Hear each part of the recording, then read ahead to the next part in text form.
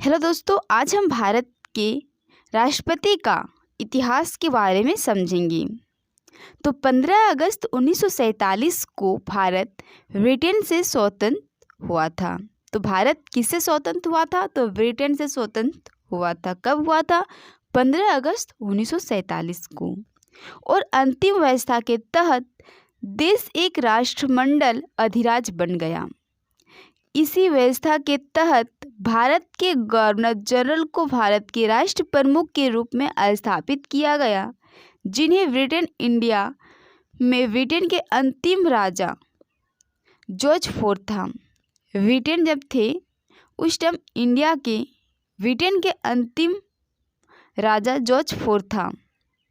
आज़ादी से पहले भारत के आखिरी ब्रिटिश वायसराय लॉर्ड माउंटबेटन, जब भारत आज़ाद हो रहा था उस टाइम ब्रिटेन के अंतिम वायसराय थे लॉर्ड माउंटबेटन।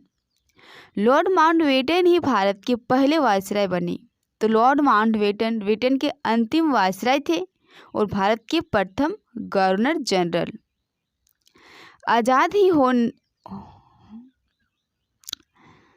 जल्द ही उन्होंने चक्रवर्ती राजगोपालाचारी को यह पद सौंप दिया था।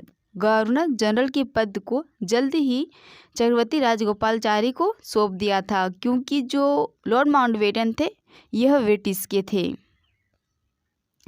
उसके बाद नेक्स्ट की ओर बढ़ते हम। नेक्स्ट है हमारा, इसी बीच डॉक्टर राजेंद्र प्रसाद के नेतृत्व में संविधान सभा द्वारा 26 नवंबर 1949 को भारतीय संविधान का मसौदा तैयार हो चुका था। डॉक्टर राजेंद्र प्रसाद के द्वारा 26 नवंबर 1949 को भारत का मसौदा तैयार हो चुका था और 26 जनवरी 1950 को औपचारिक रूप से संविधान को स्वीकार किया गया। भारत के संविधान को 26 जनवरी 1950 को औपचारिक रूप से स्वीकार किया गया था। इसी तिथि का क्रांतिकाल महत्व था, क्योंकि 26 जनवरी 1930 को भारतीय राष्ट्रीय कांग्रेस ने ब्रिटेन से पहली बार पूर्ण स्वतंत्रता को आवाज़ दी थी। 26 जनवरी 1930 को भारतीय राष्ट्र में जो कांग्रेस लोग थे उन सभी ने मिलकर ब्रिटेन से पहली बार पूर्ण स्वतंत्रता को आवाज़ दी थी। ठीक है। जब संविधान लागू हुआ और डॉक्टर राजेंद्र प्रसाद ने भारत के पहले राष्ट्रपति का पद संभाला, तो उसी समय गवर्नर जनरल और राजा का पद एक निर्वाचित राष्ट्रपति द्वारा प्रतिस्थापित हो गया। तो आपको पता ही होगा कि डॉक्टर राजेंद्र प्रसाद भारत के प्रथम राष्ट्रपति हुए। तो राष्ट्रपति पद जैसे ही उसने संभाला डॉक्टर राजेंद्र प्रसाद ने, वह निर्वाचित राष्ट्रपति द्वारा प्रतिस्थापित हो गया था।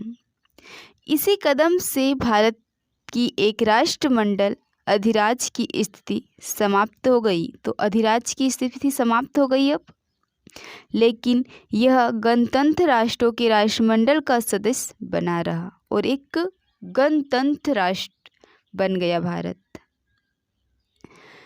नेक्स्ट है, क्योंकि भारत के प्रथम प्रधानमंत्री पंडित जवाहरलाल नेहरू ने तर्क किया कि यदि कोई भी राष्ट्र ब्रिटिश सम्राट को राष्ट्रमंडल के प्रधान के रूप में स्वीकार करे, पर आवश्यक नहीं है कि वह ब्रिटिश सम्राट को अपने राष्ट्रमंडल की मान्यता दे, उसे राष्ट्रमंडल में रहने की अनुमति दी जानी चाहिए।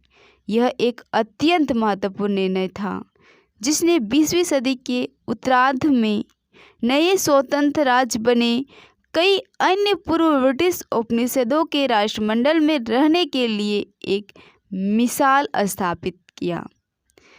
तो यहीं पे हमारा भारत के राष्ट्रपति पद का इतिहास था। धन्यवाद।